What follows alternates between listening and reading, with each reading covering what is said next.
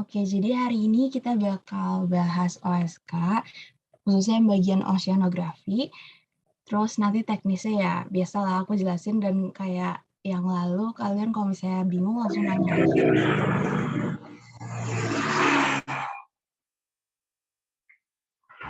Oke, yang nggak mau nanya mute aja ya nggak apa. Oke, kita langsung mulai aja dari nomor 1. Oke, nomor 1 ini materinya gelombang air laut. Pertanyaannya, gelombang laut yang menjalar menuju pantai tanpa melewati bangunan pantai, maka gelombang tersebut akan mengalami. Jadi kalau misalnya gelombang laut itu, kalau misalnya dia menuju perairan dangkal, berarti sama aja kayak menuju ke pantai, dia pasti mengalami refraksi. Nah, refraksi itu proses perubahan arah rambatan gelombang. Nah, di refraksi sendiri itu ada 2, yaitu divergensi sama konvergensi. Kalau misalnya divergensi itu ketemu palung, kalau misalnya konvergensi itu ketemu tanjung, headland. Jadi lihat grafik yang ini ya. Nah, jadi kalau misalnya dia ke pantai pasti mengalami refraksi. Jadi itu dulu yang kita ngertiin. Dan yang kedua ada difraksi karena dia dibilang tanpa melewati bangunan pantai. Nah, kalau difraksi itu saat melewati bangunan pantai. Jadi saat melewati penghalang, yaitu pulau atau tanjung atau bangunan teknik di pantai. Terus yang ketiga ada juga shoaling. Shoaling itu perubahan tinggi gelombang akibat pendangkalan. Jadi shoaling sama refraksi itu agak mirip ya, tapi kalau misalnya shoaling itu perubahan tingginya, kalau misalnya refraksi itu arah hambatannya. Nah, jadi karena yang ditanya tanpa melewati, pasti difraksi enggak. Jadi jawaban itu shoaling dan refraksi. Karena dia tanpa melewati, jadi difraksi enggak. Nah, ini buat yang tadi refraksi. Refraksi kan ada konvergensi sama divergensi kan. Jadi kalau misalnya dia ke headland atau tanjung, again itu konvergensi. Berarti kalau misalnya dia ke sini konvergensi, berarti sebelahnya yang dari tanjung itu dia divergensi. Oke? Jadi zoom geografik. Sorry itu bisa di-mute nggak? Oke, thank you. Nah, terus abis itu kalau misalnya dia di bawah sini ada palung, berarti di sini divergensi, lalu sebelah-sebelahnya konvergensi. Jadi gitu aja kayak selang-seling gitu. Nah, kalau misalnya ini, itu yang namanya shoaling.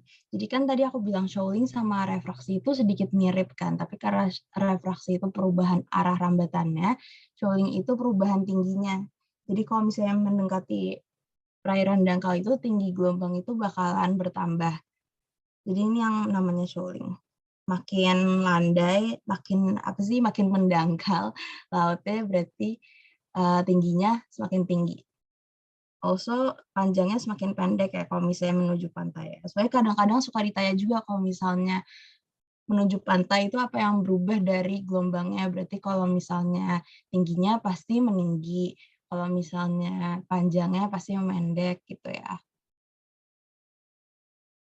Karena tingginya meninggi, makanya bisa jadi greater amplitude. Karena kan amplitude itu kan, kalau ini gelombang, amplitude itu kan sini kan. Kalau dia meninggi, berarti amplitude-nya juga makin besar. Amplitude-nya. Tuh. Oke. Nah, terus soal nomor 2, yang dimaksud dengan kecuraman gelombang laut, maaf tadi ke-next. Yang dimaksud dengan kecuraman gelombang laut itu tinggi gelombang dan panjang gelombang. Jadi kecuraman itu artinya wave steepness. Jadi wave steepness itu emang formulanya tinggi banding panjang. Nah, kalau misalnya kalian bingung, misalnya ternyata yang ditanyain misalnya bukan kayak gini, ternyata yang ditanyain hitungan. Nah, kalian bingung nentuin tingginya tuh dari mana. Tinggi itu 2 amplitudo ya. Jadi kan ini gelombang. Ini. Jadi kan amplitudo, ini yang namanya amplitudo. Nah, tinggi itu 2 kalinya. Nih wave height kan. Jadi tinggi itu 2 kalinya amplitudo. Terus kalau misalnya panjang sama aja kayak kita belajar panjang di SMA, panjang gelombang lambda itu panjang satu bukit sama satu lembah. Intinya panjang satu gelombang. Gitu. Jadi itu buat kecuraman gelombang laut. Ya, kalau misalnya aku kecepatan atau kalian pengen nanya, nggak apa nanya aja, oke?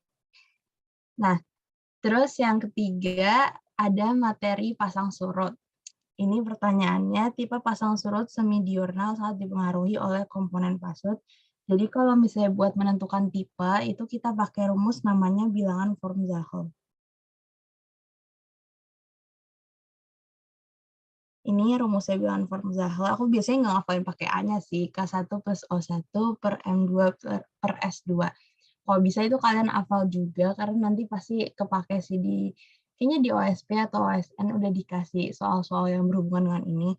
Cuman kadang-kadang di OSK keluar juga, tapi kayak ya yang gampang-gampang aja sih. Tapi intinya kalau misalnya mau menentukan tipe pasut itu apa, kita pakai ini rumusnya gitu. Nanti aku jelasin juga kayak gimana nentuinnya, ada di soal lain, tapi karena yang ditanya komponen kan, jadi kalau misalnya K1 itu kita tahu satu-satu dulu ya komponennya. Kalau K1 itu, K1 O1 kan satu-satu kan, jadi kalian ingat aja, oh berarti itu komponennya komponen tunggal, bukan yang ganda atau komponen diurnalnya. Nah, kalau K1 itu komponen tunggal gaya tarik bulan dan matahari. Jadi kalau K1 dipengaruhi gaya tarik bulan dan matahari, kalau misalnya O1 itu bulan. Oke. Nah, kalau misalnya M2 sama S2, karena dua-dua berarti ganda. M2 itu berarti gaya tarik disebabkan oleh gaya tarik bulan, dan kalau misalnya S2 itu gaya tarik matahari. Jadi itu dulu yang diketahuin. Nah, sekarang kan dia nanyanya tipe pasang surut semi-diurnal dipengaruhi oleh komponen pasut. Nah, sebenarnya semi-diurnal itu kayak yang tadi aku bilang yang dua-dua pasti ganda kan. Berarti semua yang ada dua-duanya itu sebenarnya memengaruhi tipe semi-diurnal. Jadi sebenarnya M2 sama N2 ini. Nah, tapi karena dia yang paling mengaruhi kan kita bisa lihat langsung dari bilangan Form-Zahelnya, karena itu secara itu doang yang paling mengaruhi ke tipe semi-diurnalnya. Karena yang kita dapat dari sini nanti bisa menentukan, oh ini semi-diurnal gitu. Jadi yang kita jawab adalah M2 gitu. Dan ternyata benar kan di sini M2 itu kan karena gaya tarik bulan. Nah, ini benar juga. Komponen tengah harian pengaruh bulan. Maksudnya penjelasannya nggak salah gitu. Nah, ini buat komponen-komponen yang mengaruhi tipe semi-diurnal yang aku bilang tadi sama diurnal juga yang satu. Kalau misalnya ada M2, ada S2, ada N2, ada K1, O1, P1. Tapi ini cukup tahu aja sih, nggak apa-apa juga nggak dihafal sebenarnya. Aku nggak yakin juga nggak bakal keluar di OSK yang susah-susah banget kayak gini. Cuman yang penting yang tadi sih bilangan Form-Zahel itu kalian tahu. Oke. Terus kita lanjut. Nah, ini baru yang dia tanya berdasarkan hasil rumusannya itu. Tipe pasang surut sangat bergantung pada nilai bilangan Form-Zahel, di mana bilangan Form-Zahel tersebut dihitung berdasarkan komponen pasang surut. Apabila dihitung menggunakan bilangan Form-Zahel diperoleh hasil F sama dengan 0,22, maka tipe pasang surutnya apa? Nah, sekarang bagian kita ngafalin tipe pasang surut berdasarkan hasilnya. Jadi nanti tuh akan ada saat, mungkin bukan di OSK sih, tapi kalian pasti bakal ngitung. Kalau di OSK kan kayak gini udah dikasih tahu ya F-nya berapa. Jadi nanti kalian bakal dikasih tabel isinya komponen-komponen pasang surut. Yang tadi N2, terus P1 gitu-gitu juga pasti ada. Nah, makanya kalian harus hafal rumus Form-Zahel ini. Karena kalau nggak kalian bingung ini pakai komponen yang mana gitu.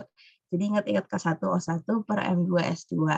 Nah, sekarang buat hasilnya, kalau misalnya hasilnya Form-Zahel itu lebih kecil sama dengan 0,25, itu semi-diurnal. Jadi kalian hafalinnya mulai dari semi-diurnal, itu aja. Sisanya kalian hafalin angkanya 0,25, 1,5, 3 gitu. Nah, kalau misalnya dari semi-diurnal, naik dikit itu kan berarti campuran ganda, tapi campuran semi-diurnal kan gitu. Baru perlahan ke diurnal, berarti campuran diurnal, baru yang paling terakhir diurnal gitu. Jadi kalau misalnya kecil sama dengan 0,25 itu semi-diurnal. Kalau 0,25 kecil F kecil sama dengan 1,5 itu berarti campuran ganda. Terus 1,5 kecil F kecil sama dengan 3 berarti campuran tunggal. Berarti F lebih besar dari 3 itu harian tunggal gitu. Aku nggak ada tip-tip gitu sih ngapalin ini. Oke, ngapalin aja. Oh ya, terus ini penting juga buat kalian tahu, karena kadang-kadang kan soal bahasa Inggris ya. Jadi kalian harus tahu maksudnya campuran ganda itu bahasa Inggrisnya mixed type prevailing semi-diurnal. Jadi mixed type terus semi-diurnal. Terus mixed type prevailing diurnal. Prevailing itu maksudnya utama ya, atau condong. Gitu. Nah, kadang-kadang ada yang bingung mixed tide, prevailing, semi-diurnal apaan, tipe apaan. Gitu. Nah, sebenarnya ini lumayan gampang kan, karena udah dikasih tahu F sama dengan 0,22, berarti otomatis dia di bawah 0,25 doang. Berarti dia termasuk harian ganda atau semi-diurnal. Gitu. Oh iya nih, lihat nih. Yang E kan mixed tide, prevailing, semi-diurnal. Berarti ini sama kan D dan E. Itu juga salah satu kelebihan kalian kalau kalian ngerti bahasa Inggrisnya. Jadi kalian tahu, oh nggak mungkin D sama E antara ABC. Jadi seandainya kalian mau ngasal pun bisa cap-cip-cipnya antara ABC aja gitu. Jadi kan kemungkinan benernya lebih gede. Oke, next. Kalau ada yang mau nanya langsung ya, atau boleh di chat juga sih. Nah, terus nomor 19. Oh ya, ini nomornya emang aneh gini karena emang di soalnya nomornya ngacak kok. Kayak antara geologi, meteorologi, oceanografi gitu. Jadi 2019 emang ngacak gitu, nggak urut. Oke, grafik pasang surut yang memiliki 2 amplitudo pasang dan 2 amplitudo surut dinamakan tipe pasang surut. Nah, tipe pasang surut kan tadi ada 4 ya, diurnal, semi-diurnal, mixed prevailing semi-diurnal, sama mixed prevailing diurnal. Yang tipe diurnal itu jadi satu hari cuma ada satu pasang sama satu surut. Berarti satu amplitudo pasang sama satu amplitudo surut nih. Jadi jatuhnya jadi satu gelombang doang ya. Jadi satu pasang, satu naik, gelombangnya sama satu turun. Atau satu bukit, satu lembah ya, bisa bilang gitu juga. Nah, terus yang kedua ada semi-diurnal. Semi-diurnal itu kan ganda kan, berarti satu hari 2 kali pasang surut. Jadi sama aja kayak diurnal, tapi di double up gitu. Tinggal ya udah 2 bukit, 2 lembah gitu aja sih. 2 amplitudo pasang, 2 amplitudo surut. Nah, karena ini yang ditanya 2 amplitudo pasang, 2 amplitudo surut, terus gak ada penjelasan lain, berarti dia semi-diurnal. Nah, kalau misalnya buat yang mix itu kan ada diurnal sama semi diurnal. Kalau misalnya mix diurnal itu satu hari satu kasut, tapi bisa tiba-tiba 2. Jadi nanti ya tiba-tiba 2 kayak gini nih. Misalnya ini kan naik 1 ya. Ini kan bukit 1, berarti kan ini pasang ya. Pasang, ini surut tapi tiba-tiba surut lagi. Jadi kayak nggak jelas gitu. Bisa 2 kali. Dan periodenya juga berbeda. Nah, kalau misalnya mix semi diurnal, itu satu hari tetap 2 kali, nggak nambah ya guys, bukan berarti satu hari tiba-tiba jadi 3 gitu, enggak. Cuman periodenya berbeda. Jadi ini kan nggak setara semua ya periodenya, tapi nanti dia jadi nggak jelas gitu aja. Oke. Oke, itu ya buat pasang surut. Kayaknya udah deh itu doang soal-soal pasang surut. Pokoknya yang sering ditanyain tuh ya tipe-tipe gitu. Atau mungkin ini kan dia nyebut ya, dia tuh jelasin grafiknya gimana. Biasanya kadang-kadang juga bisa kita yang suruh milih grafiknya kayak apa. Jadi kayak ditanya ini yang diurnal yang mana, nah itu kalian harus lihat grafiknya gitu. Terus habis itu nomor selanjutnya ya. Nomor selanjutnya itu alat yang digunakan untuk mengukur salinitas air laut dengan metode pembiasan cahaya. Nah gini, kalau misalnya kalian lihat alat yang digunakan untuk mengukur salinitas air laut, kalian kan pasti kayak, oh salinometer langsung gitu kan, karena kan salinitas, salinometer. Tapi lihat dulu kan ada metode pembiasan cahaya. Jadi jawabannya refraktometer, karena kan pembiasan cahaya itu kan tadi refraksi ya. Tuh.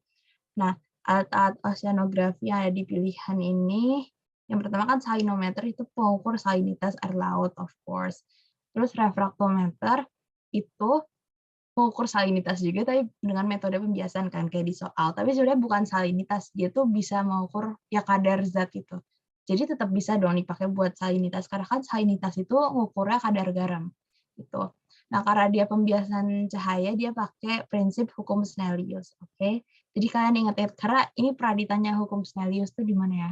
Aku lupa di tahun berapa, tapi yang jelas dia pernah nanya kalau misalnya pembiasan cahaya, bla pembiasan cahaya itu pakai prinsip hukum apa, terus pilihannya itu ada Archimedes, ada apa, terus ada Snellius, jadi pakai hukum Snellius. Nah, terus Secchi-Dish itu pengukur tingkat kekeruhan air. Terus current meter kan kalian lihat dari namanya current. Current itu kan arus kan, berarti dia pengukur arus laut. Termometer kan termo berarti pengukur suhu. Nah, ini foto-fotonya, yang ini salinometer, yang ini yang refraktor.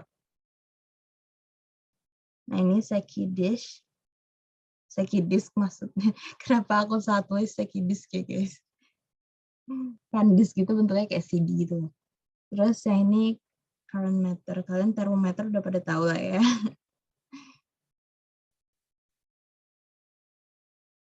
Oke, itu ya buat soal ini. Terus kita lanjut. Oke, nomor selanjutnya itu echo sounder. Echo sounder adalah peralatan yang digunakan untuk mengukur kedalaman air laut. Jadi ini prinsipnya ikutin prinsip echolocation ya guys. Kalian tahu kan kayak lumba-lumba gitu, mereka bisa pakai echolocation, jadi mengeluarkan sonar buat tahu sekitar dia ada apa. Itu macam kayak gitu, echo sounder tuh memancar sonar, jadi mengukur kedalaman. Jadi nanti dia bakal mancerin semacam gelombang sonar gitu. Dan gelombangnya kan bahkan sampai bawah, misalnya sampai sea floor-nya, sampai dasar lautnya. Terus dari situ kan dia bakal kepantul lagi, naik lagi gitu. Nah, dari situ dia bisa tahu panjang, dalamannya berapa, kedalamannya berapa.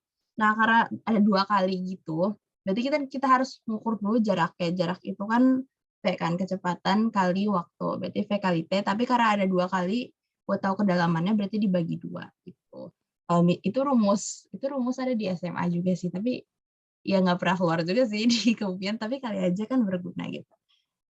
Biasanya paling kita ya prinsip-prinsip aja, karena kan ini termasuk alat-alat laikan. Oke, itu ya guys. Kalau arus di laut, kayak tadi aku bilang current meter. Kalau pasang surut di laut, ada nanti namanya tidal gauge. Ada soal lain kok. Salinitas air laut bisa tadi salinometer atau refraktometer. Oke, next.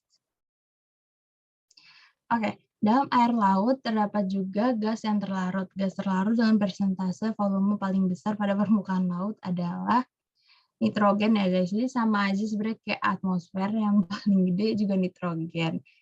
Nah, di laut itu ada gas-gas utama atau major gases sama gas-gas inert yang nggak reaktif. Kalau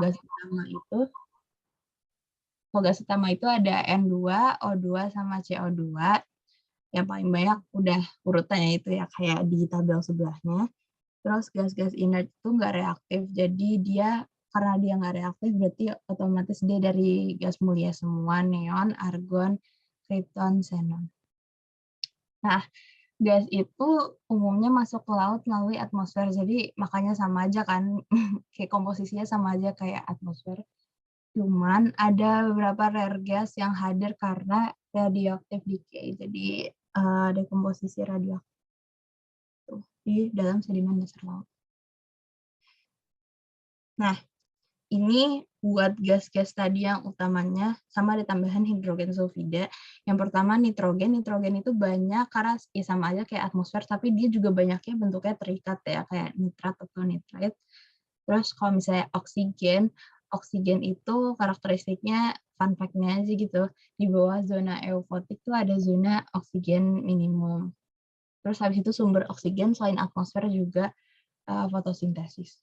Karena kan fotosintesis dia perlu CO2 tapi mengeluarkannya oksigen gitu. Paling yang melakukan apa sih, fitoplankton. Nah, terus karbon dioksida itu di laut membentuk asam lemak karbonat. Nah, itu yang banyak di cangkang, batuan, di koral. Jadi ini bisa dilihat ini rumus kimianya, reaksinya. Nah, terus abis itu yang terakhir ada hidrogen sulfida, ini tambahan aja dan dia cuma 0,5%, tapi dia itu penting karena dia menunjukkan aktivitas bakteri, pembusukan material organik, dan kondisi air yang stabil atau stagnan. Oke, kita next ya.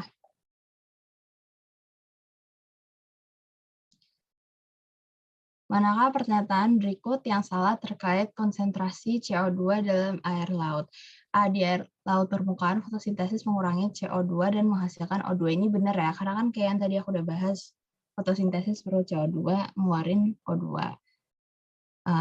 Dilakukan oleh ya tumbuhan laut, contohnya fitoplankton. Nah, terus yang kedua, respirasi pada semua kedalaman menghasilkan CO2 dan mengurangi O2. Ini juga benar, karena kan ada hewan-hewan yang butuh respirasi kan. of course, dan dia menghasilkan CO2 ya sama aja kayak kita. Terus yang ketiga, CO2 dapat dihasilkan oleh dekomposisi materi organik. Dan ini benar banget karena dekomposisi organik melalui proses yang namanya oksidasi enzimatik, dia juga menghasilkan CO2. Tapi ini nggak perlu dihafal rumus kimianya, kayak ini cukup tahu aja sih. Nah, yang larutan gas langsung dari atmosfer, kan yang tadi aku bilang kan, mostly gas juga masuknya melalui atmosfer, makanya juga komposisinya bisa sama gitu. Ya udah berarti benar. Nah, yang salah itu D, karena CO2 itu nggak maksudnya nggak ditambahkan melalui arus laut dalam atau deep water tone. Oke. Oke, kita next ya. Nah, sekarang balik lagi ke karakteristik air laut. Yang ditanya sekarang pengertian salinitas air laut. By the way, ini kayaknya sering banget keluar, jadi pastiin kalian tahu ya, jangan sampai salah. Nah, kalau misalnya salinitas air laut itu sebenarnya artinya 1 gram garam dalam 1000 ml air atau 1 liter air laut. Nah, hati-hati aja kalau misalnya kalian lihat A kan salah karena mili kan. Ini karena mili. Terus ini 1 kilogram garam dalam 1000 ml. Ini 1 kilogram juga. Ini 1 gram garam tapi dalam 100 ml. Jadi jawabannya yang E 0,5 dalam 500. Kalau misalnya kalian kali 2, kan ini 1 kan, 1 gram dalam 1000. Atau kalau kalian bagi gitu, perbandingannya kan sama. Nah, ada lagi kalau misalnya masih pada bingung, karena salinitas itu garam, kalau misalnya densitas itu indeks massa per satuan volume, atau per 1000 gram air laut juga. Jadi densitas massa kali salinitas kadar garam. Oke, kita next. Masih pada semangat kan ya? Semangat juga ya yang lagi puasa ya. Nah, terus nomor 46, viskositas air laut sangat bergantung pada faktor-faktor sebagai berikut. Sebenarnya gini, kalian pilih aja kalau misalnya kalian bingung ya, kalau disebabkan faktor-faktor gitu, kalian pilih yang sekiranya tuh paling memengaruhi semuanya gitu. Karena kan kita jarang belajar tentang kecerahan air laut kan. Ini kalau misalnya cara asalnya ya. Jadi makanya kalau misalnya aku bisa langsung milih densitas salinitas suhu karena itu yang kita pelajarin dan itu yang paling mengaruhi satu sama lain di antara karakteristik air laut lainnya kan. Jadi pilih yang itu. Nah, di samping itu juga ya emang kecerahan nggak mengaruhi. Karena kecerahan nggak mengaruhi densitas, sedangkan densitas itu, viskositas itu kan kekentalan ya. Makanya kalau misalnya kekentalan, pasti dipengaruhi langsungnya itu oleh densitas dong. Jadi yang mengaruhi densitas juga salinitas sama suhu gitu. Jadi nggak perlu kecerahan air laut, karena kecerahan air laut aja nggak mengaruhi densitas itu. Nah terus kecerahan air laut, ini pengertiannya aja sih, merupakan ukuran kejernihan suatu perairan. Semakin tinggi suatu kecerahan, maka semakin dalam cahaya yang menembus dalam air. Gitu. Oke, kita next. Maaf Kak, mau nanya. Ya. Nah, kan itu kan faktor-faktor yang sangat tergantung sama viskositas air laut. Nah, densitasnya itu pengaruh sama viskositasnya itu apa ya Kak? Apakah densitasnya makin tinggi, maka viskositasnya makin tinggi? Dan untuk salinitas serta suhu air lautnya juga Kak? Oke. Nah, kalau misalnya densitas itu kan massa jenisnya kan. Kalau misalnya viskositas kan kekentalannya kan. Jadi harusnya ya normally kalau misalnya densitasnya tinggi, ya harusnya viskositasnya juga tinggi. Gitu. Tapi itu tergantung sebenarnya karena ini laut sih ya. Kalau laut ya air laut ya bisa kayak gitu. Tapi kalau misalnya jenis larutan lainnya, dia tergantung fluidanya sih. Gitu. Jadi sebenarnya densitas mengaruhi, tapi kalau bisa di laut aja ya, kalau misalnya kita ngomongin air secara general gitu, tergantung fluidanya apa.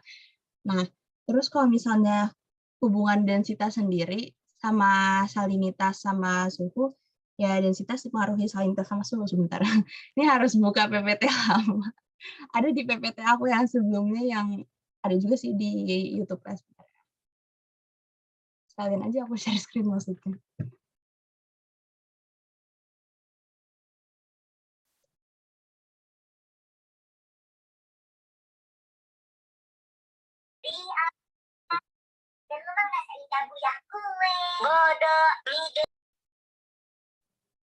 Bentar ya.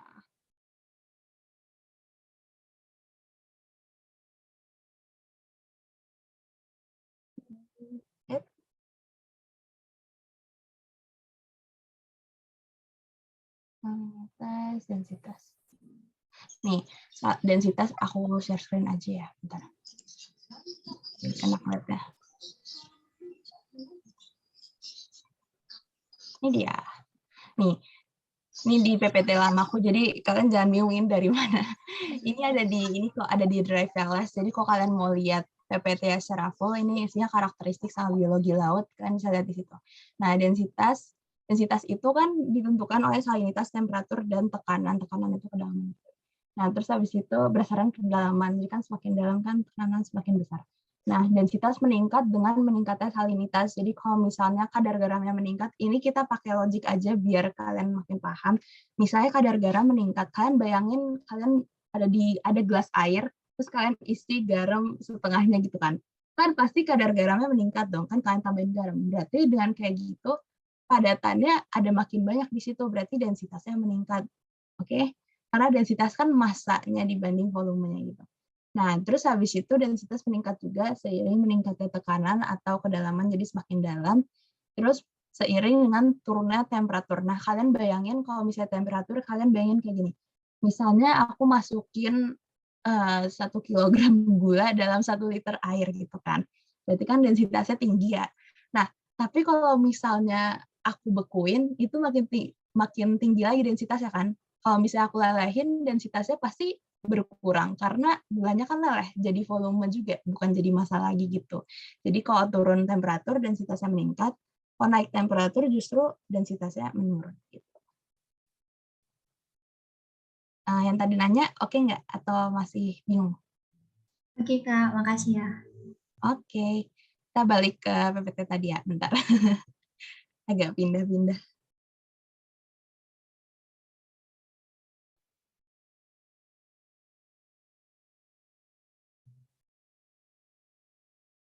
Oke. Berarti ini bisa lanjut ya. Oke, nomor 47 ini tentang bentang alam bawah laut. Nah, bentang alam bawah laut yang merupakan terbentuknya atol itu ini. Atol itu jadi semacam pulau koral atau coral rim atau ring shaped coral, karena harus tahu bahasa Inggrisnya juga, again, karena bisa aja soal bahasa Inggris, yang mengelilingi laguna atau lagun. Lagun itu kayak semacam, bukan danau ya, kayak apa ya? Ya pokoknya perairan yang di tengahnya ini nih. Gitu. Harusnya aku kasih foto aslinya ya, maaf ya guys, aku lupa kasih foto aslinya. Tapi intinya dia awalnya dari gunung api bawah laut. Jadi dia misalnya dari volcanic island atau gunung api yang emang dasarnya di bawah laut gitu ya. Nah, terus dia itu gunung apinya tuh bakalan turun, entah karena dia bisa karena dasarnya itu crack, bisa, atau dasar lautnya kayak seafloor-nya itu bergerak atau berubah atau gimana atau patah gitu lah intinya. Dan dia bisa turun. Terus di sini itu di sekitar gunung ini bisa ada karang kan. Karena kan ini sebenarnya bagus tempatnya, apa sih, ekosistemnya gunung api itu bagus buat segala macam tumbuh-tumbuhan, termasuk sebenarnya di bawahnya juga karang. Apalagi kalau bisa di bawahnya tuh ada aku bilang residu-residunya di gunung apinya sendiri. Makanya di sini itu karang. Aku tulis aja ya karang-karang gitu. Nah, karang-karang yang mengelilingi gunung api ini namanya fringing reef. Jadi itu awalnya. Nah, kalau misalnya karang ini semakin gede dan bentuk suatu ekosistem karang yang super gede dan dianya makin turun juga, itu disebut barrier reef. Kayak barrier reef yang ada di Australia itu, Great Barrier Reef. Nah, terus kalau misalnya gunungnya udah ke bawah mendilap semua, itu kan bakal hilang kan. Jadi kayak tadi ya kalian punya gunung, terus habis itu tiba-tiba hilang, isinya tinggal lautnya di sini. Nah, tapi karangnya pasti tetap stay. Jadi karangnya nggak ikutan turun. Nah, itu yang namanya atoll. Bentar, ada fotonya kayak harusnya di sebelahnya. Ya, look at this. Ini juga bisa, kalau misalnya kita lihat dari island ya, volcanic island, terus dia tenggelam, sinking island, pulau yang tenggelam karena daratan di bawahnya bergerak tuh. Bisa daratan di bawahnya bergerak, atau dasar gunung apinya patah, karena dasar gunung apinya pasti di bawah. Nah, terus abis itu bisa juga karena kenaikan muka air laut, kayak ya karena perubahan iklim kan kita lagi climate change kan, esnya cair, lautnya muka air lautnya jadi tinggi banget, ya otomatis island-nya tenggelam dong. Nah, terus habis itu ada lagi bentang alam lain namanya Guyot. Kalau misalnya Guyot itu dia seamount, jadi kayak misalnya ini ya, ini apa tuh namanya, laut ya ceritanya. Ada gunung-gunung yang emang udah bawah laut, ada juga yang dari atas tenggelam ke bawah kan. Nah, kalau misalnya mereka itu atasnya tuh datar, jadi kayak gini, jatuhnya tuh kayak mesa, tapi bukan mesa juga sih, kan tahu mesa kan yang ada di geomorfologi, mungkin nanti kan belajar itu, buat yang belum tahu. Nah, tapi kayak gitu, tapi atasnya intinya datar gitu. Jadi kayak gunungnya kayak gini.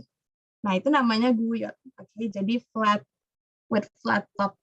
Pasti kalau misalnya dalam bahasa Inggrisnya kan bakal dijelasin seamount, the seamount which has a flat top, misalnya kayak gitu. Itu namanya apa? Itu namanya guyot atau table mount. Kenapa namanya table mount? Ya karena atasnya kan datar, jadi kayak meja. Nah, terus habis itu ada lagi yang lain seamount, ya cuman gunung api bawah air gitu aja.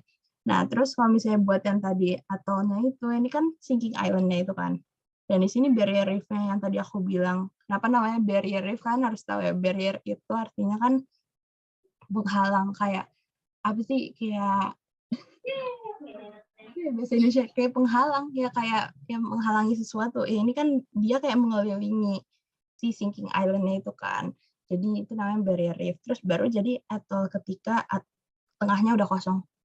Jadi yang kalian lihat dari atas, kayak bayangin aja kalian naik helikopter, itu kelihatannya ya cuman kayak danau, terus danau di tengah laut gitu, dikelilingin reef yang namanya atol. Padahal sebenarnya bawahnya itu ada gunung yang udah menggelap. Kak, maaf nanti balik ke slide semuanya. Oke. Oke, ini ya. Intinya kayak gitu.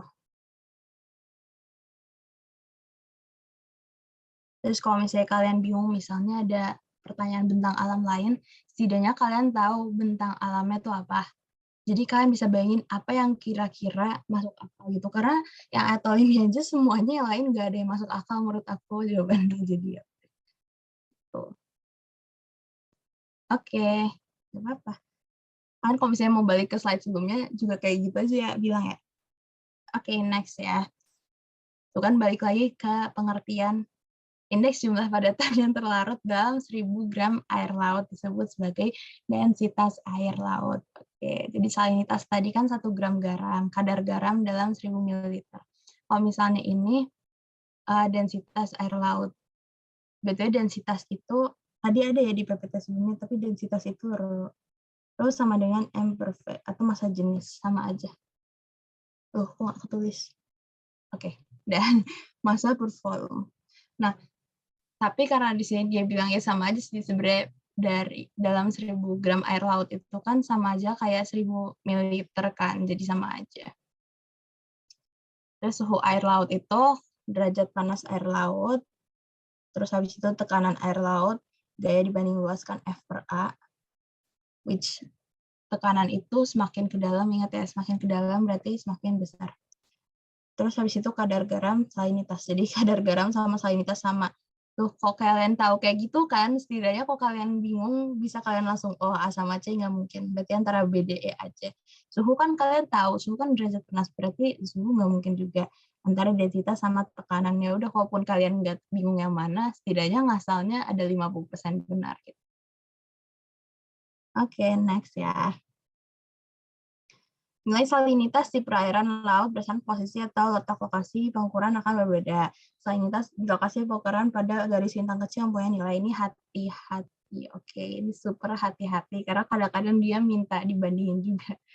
Nah, pertama-tama kita lihat grafik ini. Kalau misalnya aku ngafalin salinitas dari mana? Langsung dari grafik. Jadi aku ingat-ingat grafiknya aja. Grafiknya bentukannya kayak gini. Nah, kalau lihat dari grafiknya, kita dari kutub-kutub ya, atau high latitude, yaitu North Pole sama South Pole. Betul lihat grafiknya yang ini ya, ini kan S. Jadi lihat, jadi lihat yang garisnya nggak putus-putus, karena yang garisnya putus-putus itu presipitasi. Nah, terus habis itu, yang pertama itu dari North Pole. North Pole itu berarti yang ini. Berarti dia sangat rendah kan. Terus South Pole itu rendah, tapi dia masih di atasnya North Pole. Jadi kalau bisa ditanya, antara salinitas kutub utara, jika dibandingkan dengan salinitas kutub selatan, maka lebih rendah atau lebih tinggi? Berarti jawabannya lebih rendah. Nah, kenapa salinitas kutub utara itu lebih rendah maksudnya? Salinitas itu kan kadar garam ya. Nah, pertama presipitasi di kutub utara itu lebih tinggi. Kenapa? Karena dia itu mostly itu dataran. Jadi kalau misalnya kutub selatan itu mostly laut, jadi dia lebih dingin. Nah, kalau misalnya si North Pole ini, dia mostly itu daratan, jadi dia esnya meleleh, bener ada yang chat ya? Oh enggak, oke. Nah, jadi dia esnya banyak meleleh juga. Kan bayangin aja esnya meleleh, berarti air masuk lagi ke air yang udah ada garamnya. Jadi bayangin kalian pegang satu gelas isinya air, kalian tambahin 1 sendok garam. Nah, sekarang kalian tambahin es ke dalam, terus esnya cair. Berarti yang nambah bukan garamnya dong, yang nambah volumenya. Berarti kan salinitasnya makin turun. Gitu.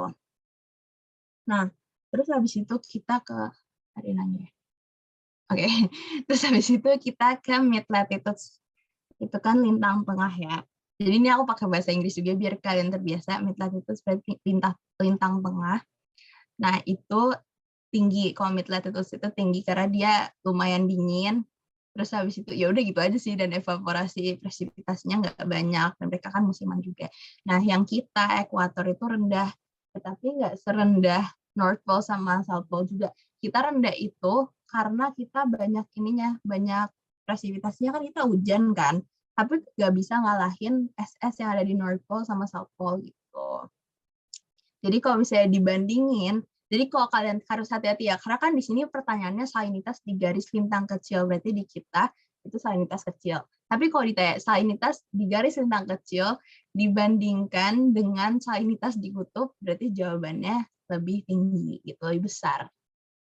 Gitu. Jadi super hati-hati.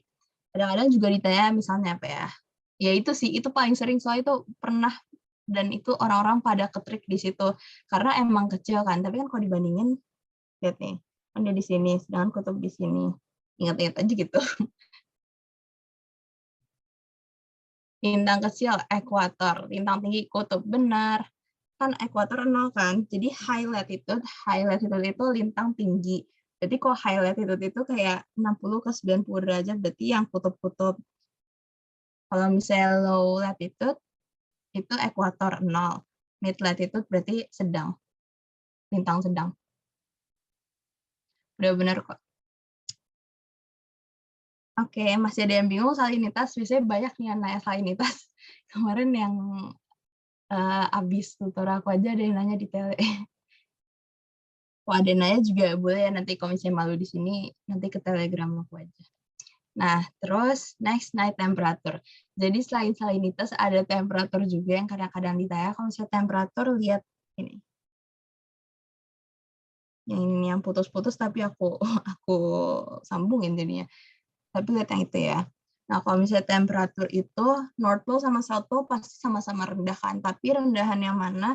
Rendahan South Pole. Karena apa tadi aku bilang North Pole itu banyak daratan. Oke? South Pole banyak lautan, jadi otomatis esnya lebih banyak dong.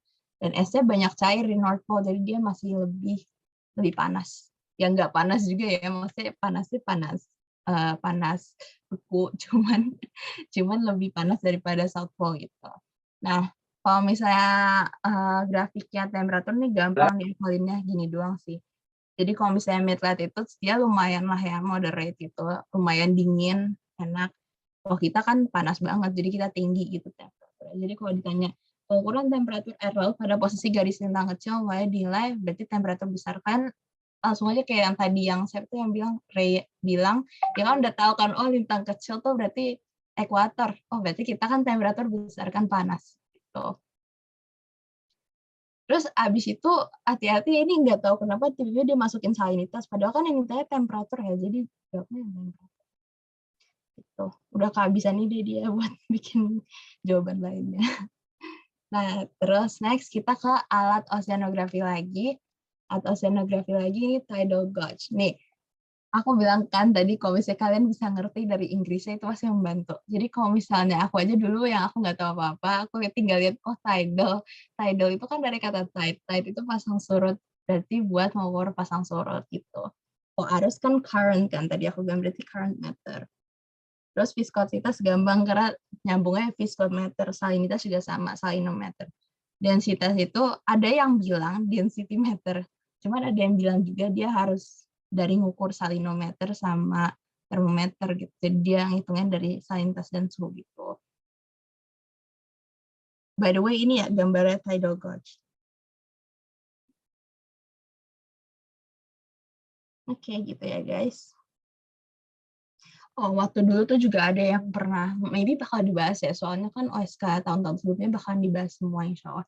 Tapi kayak ada yang nanya juga, kalau misalnya kalian ke laut mau ngukur apa gitu, kan harus bawa apa. Terus ada jawabannya tidal gauge, ada apa ya, echo sounder, ada apa-apa pokoknya gitu. Nah, ambil aja yang paling masuk akal gitu, yang paling harus ngukur pasang surut juga ya, berarti kita harus bawa tidal gauge, harus ngukur arus, berarti bawa current meter. Tuh. Nah, terus nomor 68, again ini tricky, tapi setelah di ngertiin nggak juga sih. Gelombang dari laut dalam yang bergerak menuju pantai akan mengalami pecah gelombang. Apabila arah gelombang membentuk sudut lancip, maka akan terbentuk, hati-hati ya, karena ada yang bilang, ada yang mikir kayak, oh sudut lancip berarti mungkin hampir tegak lurus kali ya, jadi jawabnya rip current, padahal nggak, jawabannya longshore current. Jadi sudut lancipnya nanti refleksi, terus balik lagi ke awal, nanti jatuhnya sejajar dengan arus pantai. Yang aku maksud tuh kayak gini, misalnya ini pantai ya, ini pantai. Kalau misalnya sudut lancip datang, ini kan berarti kayak gini, gimana ya, gini, kayak gini, ya kan? Nah, nanti dia refleksi, terus balik lagi, refleksi, balik lagi. Terus nanti jadinya gini-gini terus, jadi ke arah sana, ngerti kan? Nah, itu maksudnya, itu sejajar dengan arus pantai, itu mesti gitu. Nah, makanya jawabannya longshore current. Terus hati-hati ya, gak ada namanya longshore wave. Kalau longshore sama rip itu current, arus, bukan gelombang. Oke. Nah, lanjut. Ini buat longshore current. Nah, harusnya habis ini rip current. Nah, kan benar. Kalau rip current, langsung ya dia tegak lurus. Atau maybe dia juga bisa bilang arus yang bahaya, gitu-gitu lah. Nah, itu tegak lurus. Kalau misalnya rip tegak lurus, longshore tadi sejajar. Tidal current itu pasang surut kan tide. Kalau CJ itu stasioner, jadi gelombangnya gelombang stasioner atau gelombangnya diam. Ekuatorial itu ada current di di barat dekat ekuator. Tapi itu nggak perlu dihafalin juga. Itu banyak soalnya, terdiri dari banyak current. Nah, kalau misalnya rip current itu yang penting tegak lurus. Jadi ya udah dia tiba-tiba nih, kayak ini ada gelombang pecah atau ada gelombang pecah nih. Terus habis itu nanti tiba-tiba dia di sini. Jadi kalian bisa lihat langsung, misalnya ini kan putih semua, ini kan gelombang pecah. Tiba-tiba tuh dia datang sendiri ke sini. Makanya bahaya gitu. Nanti dia balik lagi bisa nyeret orang. Jadi harus hati-hati. Oke, itu ya. Gampang nih rip current, bismillah keluar. Jadi kalian gampang jawabnya, langsung rip current.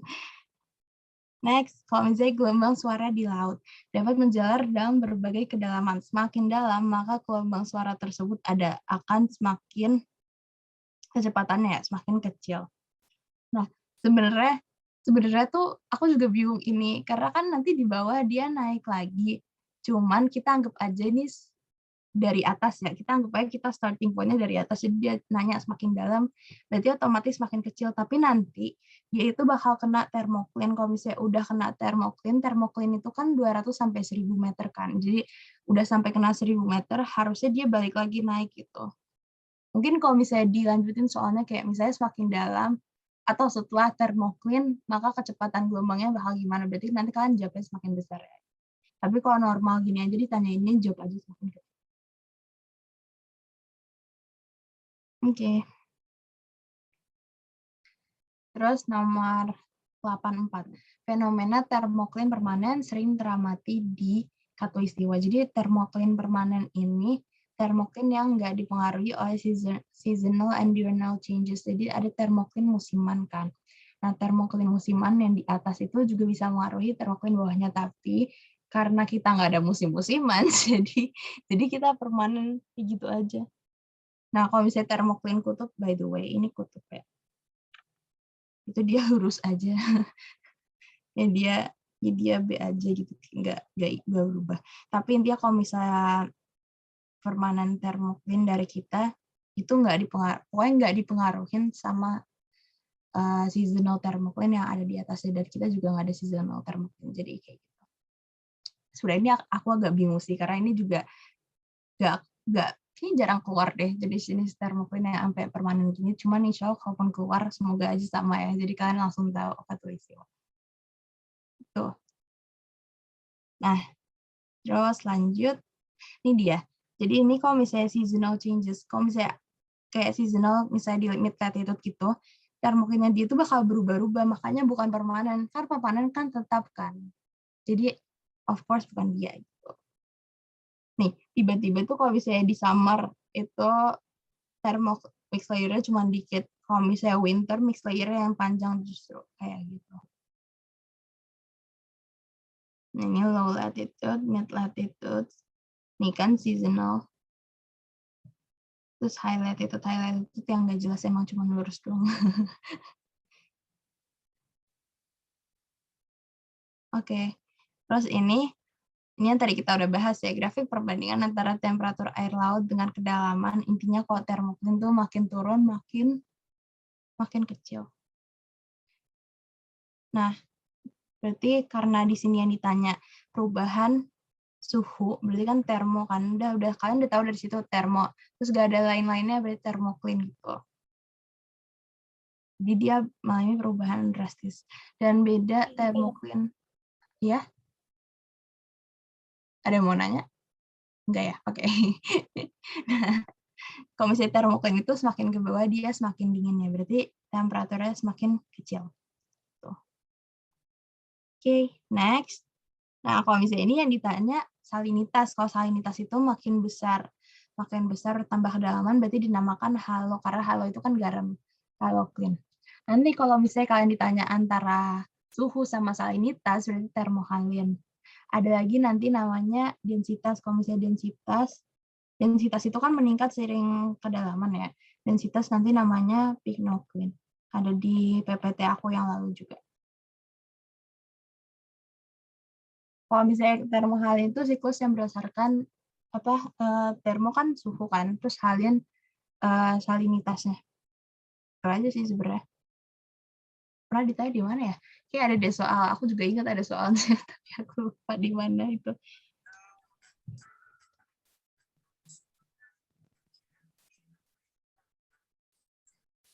Oke, kita next ya.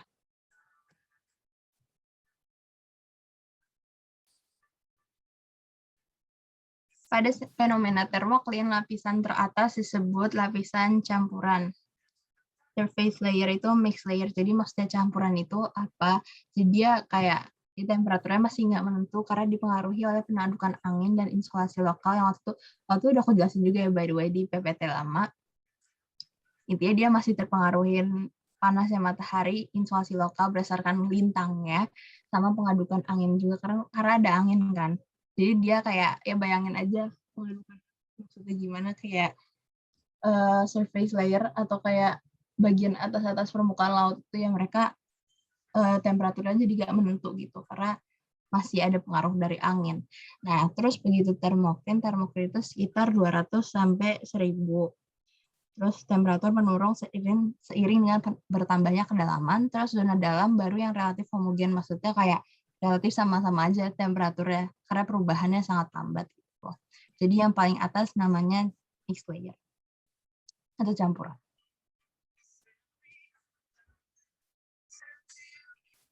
Oh, udah selesai. Oke, guys. Oke, segitu aja buat hari ini. Mungkin ada yang mau nanya. Terus kalau misalnya kalian mau nanya nggak di sini, maksudnya kayak kalian malu atau gimana gitu, boleh juga. Ini aku kirimin Telegram aku bentar ya.